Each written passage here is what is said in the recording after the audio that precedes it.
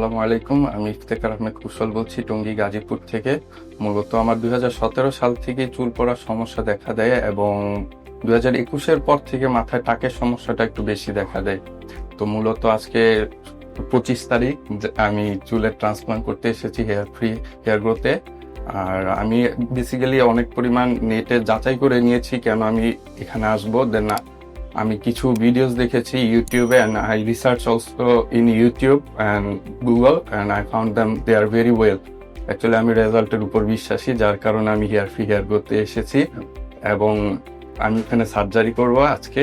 Hair transplant মূলত করতে এসেছি লুকের জন্য। বেসিক্যালি এটা তো শরীরের জন্য হার্মফুল কিছু না এবং খুবই ছোট একটা অপারেশন, এবং হেয়ার ট্রান্সপ্লান্ট করলে আই থিঙ্ক বয়স একটু কম দেখা যায়, দেখতে ভালো লাগে এবং এটা আসলে কনফিডেন্স দেয় মানুষকে। আদারওয়াইজ মানুষ অনেক সমাজে দেখা যায় কাজ করতে গেলে অনেকে অনেক কথা বলে। হেয়ার ট্রান্সপ্লান্ট তো বেসিক্যালি এটা আমাদের হাতে কিছু থাকে না, তারপরও মানুষ অনেক কথাই বলে। তো এই সমস্যার সমাধানের জন্য বেসিক্যালি হেয়ার ট্রান্সপ্লান্ট করাটা একটা easy solution and that's why I am here today.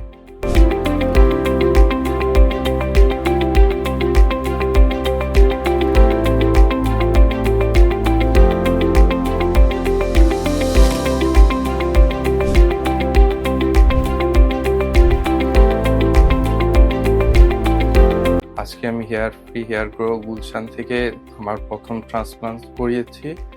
আজ মূলত আমার 5500 গ্রাফট ট্রান্সপ্লান্ট করার কথা এবং প্রথম দিন হিসেবে আজকে ফার্স্ট সেশন হিসেবে আমাকে 3600 গ্রাফট ট্রান্সপ্লান্ট করা হয়েছে।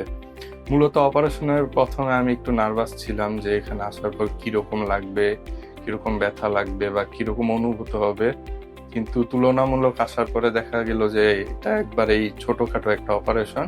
যে কয়েকটা ইনজেকশন দিয়েছে সেগুলো জাস্ট পিঁপড়ার কামড়ের মতো লেগেছে, এগুলো সহ্য করা যায় যে কাউরি। আর এখানের পরিবেশ বলতে গেলে এখানে স্টাফ ডক্টর খুবই আন্তরিক।